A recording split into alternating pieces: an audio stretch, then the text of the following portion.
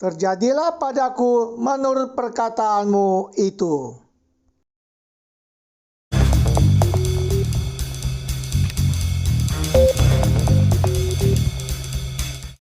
Halo, Tuhan bersamamu. Selamat jumpa kembali dengan cuap-cuap kawam Katolik awam. Apa kabar Bapak dan Ibu, kakak dan adik, saudara-saudara, teman-teman dan rekan-rekan semua? Semoga baik adanya, sehat dan bahagia. Mari bersama dengan cuap-cuap kawam Katolik awam, kita membaca dan mendengarkan bacaan hari ini. Ingatlah untuk memberikan like, komentar, dan share kepada yang lain, sehingga orang lain juga bisa membaca dan mendengarkan bacaan hari ini. Mari kita hening sejenak sebelum kita membaca. Inilah Injil Yesus Kristus menurut Lukas bab 1 ayat 26 sampai 38. Dalam bulan yang ke-6, Allah menyuruh malaikat Gabriel pergi ke sebuah kota di Galilea bernama Nazaret kepada seorang perawan yang bertunangan dengan seorang bernama Yusuf dari keluarga Daud. Nama perawan itu Maria. Ketika malaikat itu masuk ke rumah Maria, ia berkata, "Salam, hai engkau yang dikaruniai, Tuhan menyertai engkau." Maria terkejut mendengar perkataan itu, lalu bertanya di dalam hatinya, "Apakah arti salam itu?" Kata malaikat itu kepadanya, "Jangan takut, hai Maria, sebab engkau beroleh kasih karunia di hadapan Allah. Sesungguhnya engkau akan mengandung dan akan melahirkan seorang anak laki-laki, dan hendaklah engkau menamai dia Yesus. Ia akan menjadi besar dan akan disebut Anak Allah yang Maha Tinggi, dan Tuhan Allah akan mengaruniakan kepadanya tahta Daud bapa leluhurnya.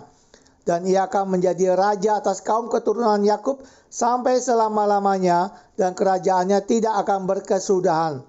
Kata Maria kepada malaikat itu, "Bagaimana hal itu mungkin terjadi? Karena aku belum bersuami." Jawab malaikat itu kepadanya, "Roh Kudus akan turun atasmu, dan kuasa Allah yang Maha Tinggi akan menaungi engkau. Sebab itu anak yang akan kau lahirkan itu akan disebut kudus, anak Allah. Dan sesungguhnya Elisabet sanakmu itu, ia pun sedang mengandung seorang anak laki-laki pada hari tuanya, dan inilah bulan yang ke-6 bagi dia yang disebut mandul itu. Sebab bagi Allah tidak ada yang mustahil." Kata Maria, "Sesungguhnya aku ini adalah hamba Tuhan, jadilah padaku menurut perkataanmu itu." Lalu malaikat itu meninggalkan dia. Demikianlah sabda Tuhan, terpujilah Kristus.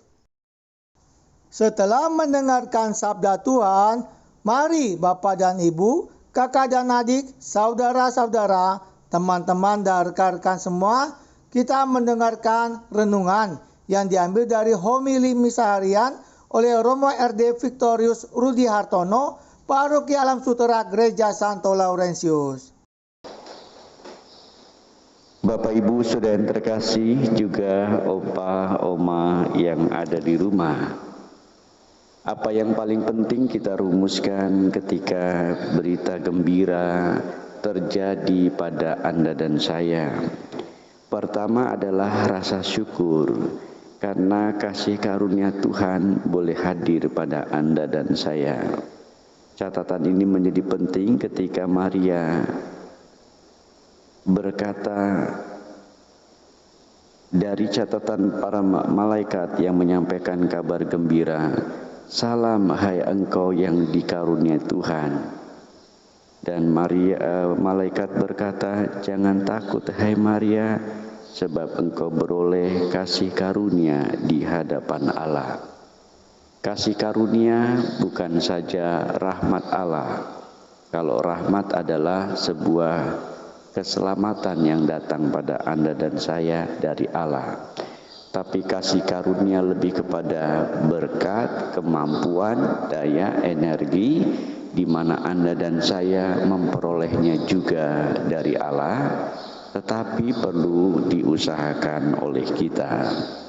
Kalau kasih karunia juga nggak pernah diusahakan oleh Anda dan saya, maka kasih karunia itu tidak bakal terjadi. Perbedaannya itu antara rahmat dan kasih karunia. Sekarang kita boleh melihat apa yang dialami oleh Maria. Menjelang hari dekat ini, tokoh Maria ditampilkan berulang-ulang. Ini sebetulnya bacaan hari Minggu kemarin, diulang kembali kepada kita, tapi dengan beberapa tekanan-tekanan yang berbeda. Yang ingin saya sampaikan sebagai permenungan adalah apa sih kapasitas Maria? Mengapa dia sampai bisa dipilih? Kalau kita hanya membaca dari catatan Injil, belum banyak informasi tentang Maria selain memang bagian dari keturunan orang-orang yang terberkati juga. Tapi Anda harus lihat siapa ini Maria. Maria orang tuanya adalah Santo Yohakim dengan Santa Ana. Bagaimana pengalaman mereka sebagai suami istri, 15 tahun menikah, belum punya anak. Mohon terus, bapak ibunya ini orang yang taat, rajin ziarah, pergi ke Yerusalem bolak-balik. Ini kewajiban bagi orang-orang Yahudi untuk ziarah. Kemudian permohonan, memohon sesuatu, doanya kuat sekali. Begitu muncul namanya Maria sebagai berkat kasih karunia Tuhan yang hadir pada suami istri itu. Sehingga kita bisa melihat Maria ini anak tunggal, anak yang sungguh-sungguh memperoleh kasih karunia berkat dari Tuhan. Dan kalau kita menelisik lagi silsilah dari Maria, Bapak Ibu Saudara yang terkasih, Maria ini adalah orang yang beriman betul-betul, taat. Dia orang yang kalau bisa dibilang saleh. Kesalehannya nampak udah mulai dari kecil sampai dengan tradisi orang tuanya yang menanamkan agama keyahudian yang sangat ketat itu. Dan Maria ini adalah orang yang sederhana, bersahaja. Ada banyak catatan-catatan tertentu dan inilah kapasitasnya. Kenapa Maria dipilih oleh Tuhan.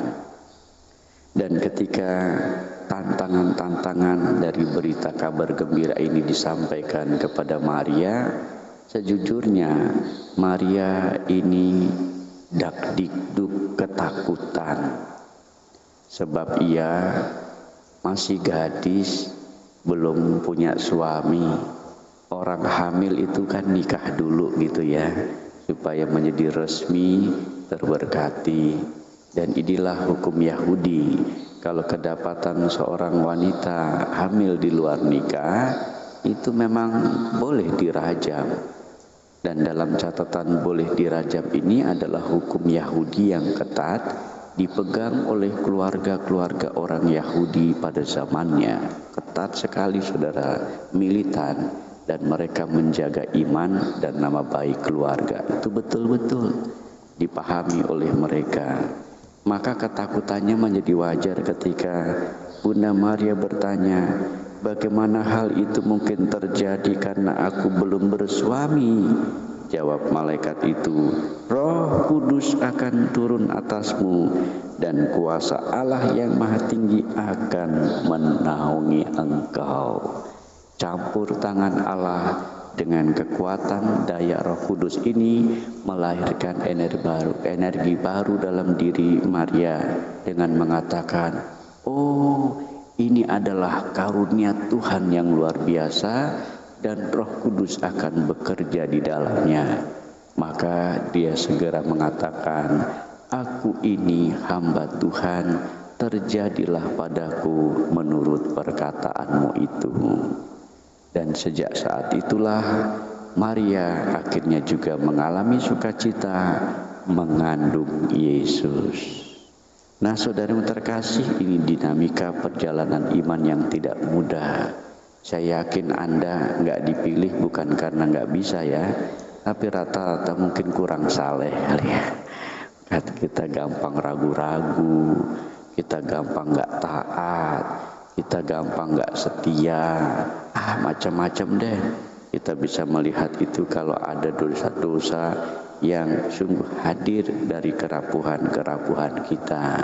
Dan itu membuktikan kita kadang-kadang memang manusia yang kerap kali tidak taat daripada harus taat. Maria model ketaatan yang luar biasa.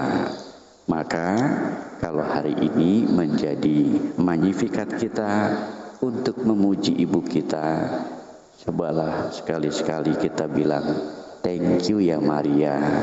Dengan engkau menerima ya atas karya Tuhan itu, sebetulnya ini adalah berita malapetaka daripada berita gembira. Bayangkan sebelum nikah aja udah mengalami situasi genting. Nanti ketika Yesus lahir, genting lagi.